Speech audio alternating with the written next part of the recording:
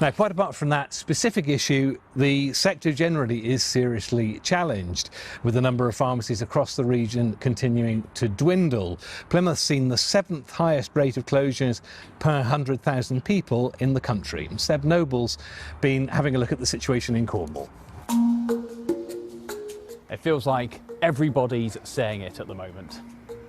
Well, except him. There's quite a bit going around, yeah. Everybody seems to have got colds and coughs. I had a cough and a head cold. Everyone who's got a kid they're passing something around, aren't they? Whether it's a heavy cold, virus or the flu, it's always reassuring to know you can nip into your local pharmacy and collect anything you need. Unless, of course, it's closed down. Superdrug and its pharmacy in Redruth shut in August, and that impact's being felt. You could go in there, you can put your hand on anything. Chemist, brilliant. You can go in there, get the chemist, you get your tablets on time. So I've been down the Boots, whatever, and there's queues down there. You go in Green Lane, you go in a queue in there, whatever, and you're there for quite a while. It can be anywhere from 10 to 12 in a queue. Thankfully, I don't have to go to the pharmacist very often. But yeah, there was quite a big queue at the one on Green Lane, yeah.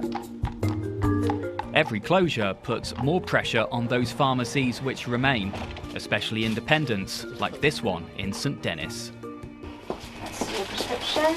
It is difficult climate now to be able to survive in the market. And we are also struggling in getting so many medicines we are buying much more expensive than what we're getting paid from the NHS.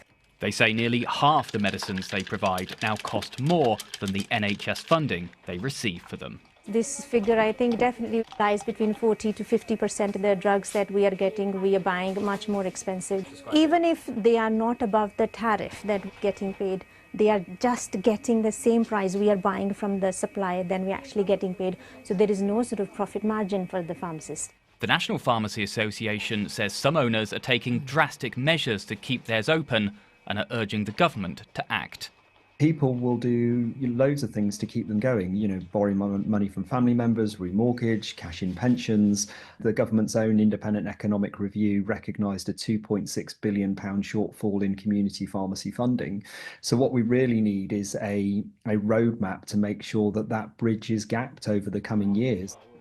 Labour insists it's increased funding to more than £3 billion for pharmacies this year, and it's set out a 10-year plan to put them at the heart of local healthcare. While the government says it's working to turn around the situation, the message from ailing pharmacies is clear. They need a long-term cure, and the clock is ticking.